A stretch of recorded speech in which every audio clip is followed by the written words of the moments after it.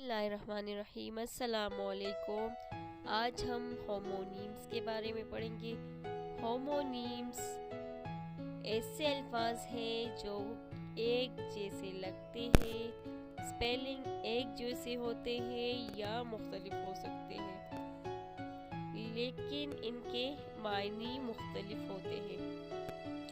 یہ زبان میں کنفیوژن پیدا کرتے ہیں۔ ہومونیمز کو دو اقسام میں کیٹیگرائز کیا جاتا ہے: ہوموفونز اور ہوموگرافز۔ ہوموفونز ایسے الفاظ ہیں جو ایک جیسے لگتے ہیں لیکن ان کے میننگز مختلف ہوتے ہیں، اور ہو سکتا ہے کہ سپیلنگ بھی ان کے ایک جیسے ہو یا نہ ہو۔ مثال کے طور پر سی جو ہے SEEC اور SEAC۔ SEEC دیکھیں اس کا مطلب ہے، اور SEAC کا مطلب ہے سمندر۔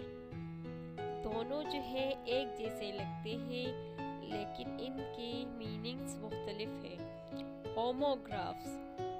ہوموگرافز ایسے الفاظ ہیں جن کے سپیلنگ ایک جیسے ہوتے ہیں لیکن ان کے میننگز مختلف ہو سکتے ہیں۔